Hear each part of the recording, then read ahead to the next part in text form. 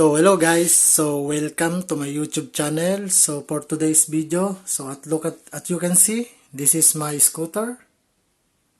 So for today's video is we're going to try again the another controller, which is high voltage of controller. So let's see. So first, when I buy my scooter, so this is my controller. This controller is stock controller.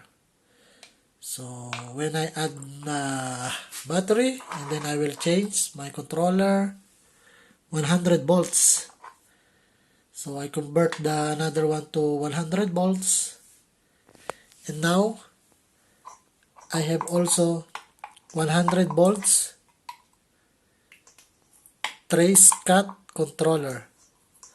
So as you can see, this is the controller trace cut.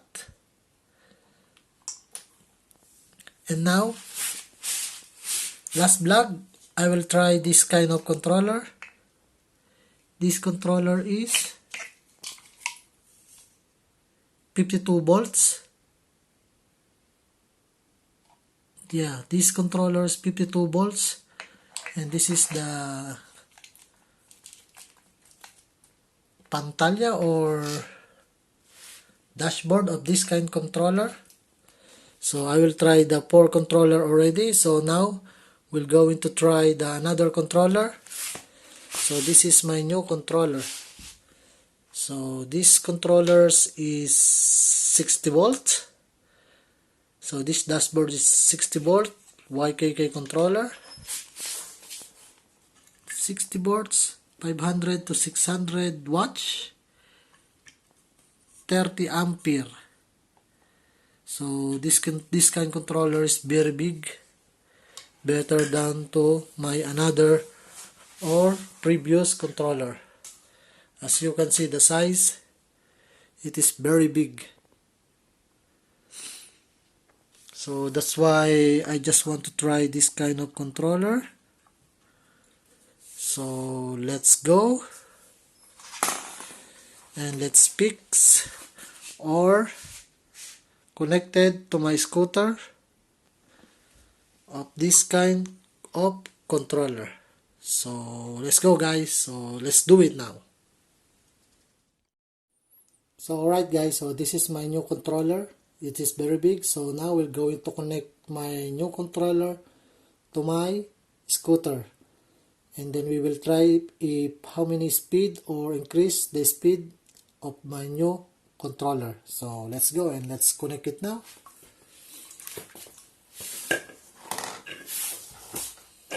So first we're going to connect the battery.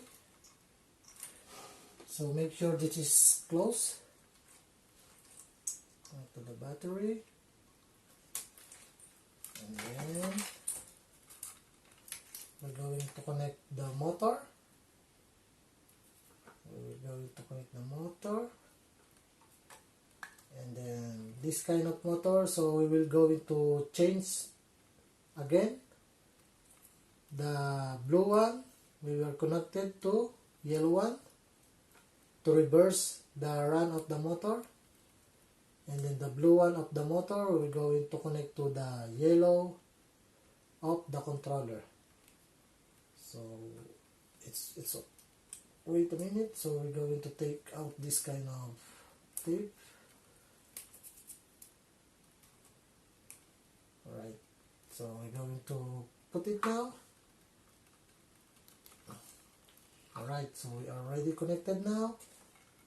And now we're going to connect the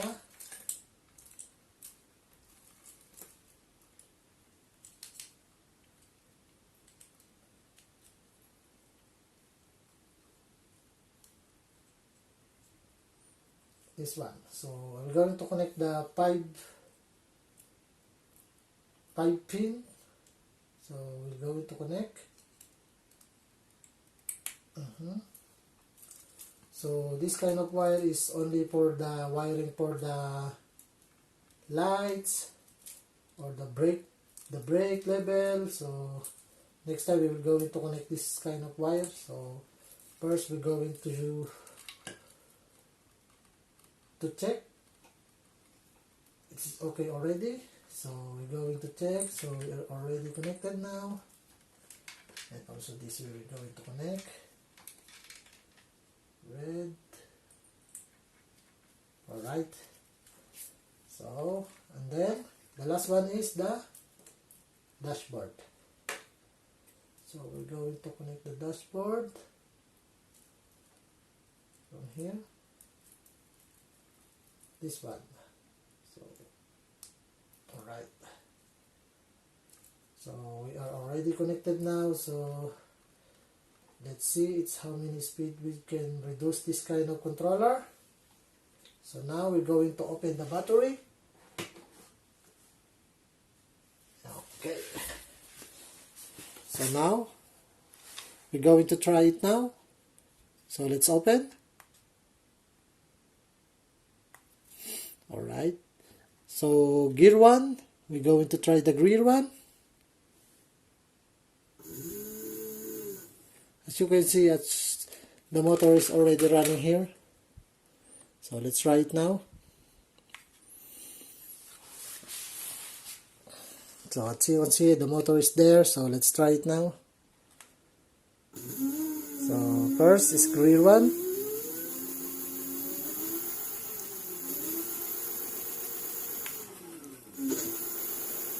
So the speed, gear 1 speed is only 24.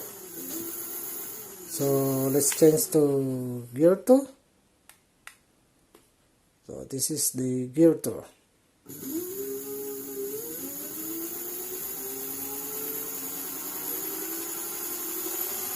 So the gear 2 is we're going speed now is 50 km per hour.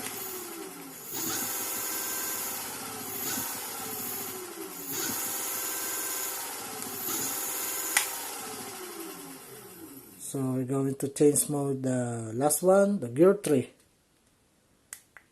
So it's gear 3, so let's try it.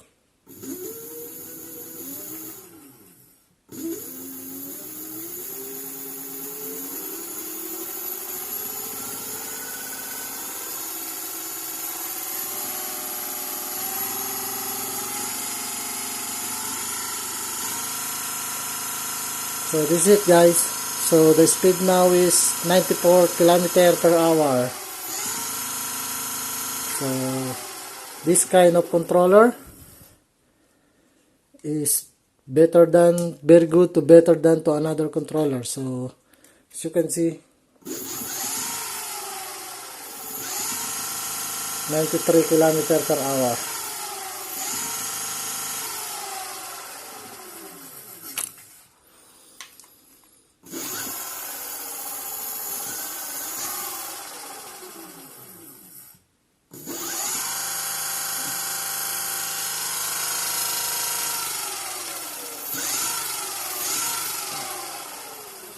And this is my another controller, so as you can see, and then the new one is very big, so maybe I will choose this kind of controller because it's too much more powerful, better here.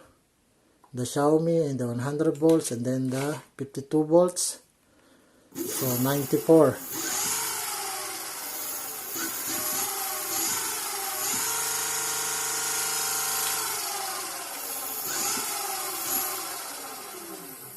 Maybe I will choose this kind of controller. So thank you for watching this kind of video. So as you can see, it's very good, this kind of controller. So this is the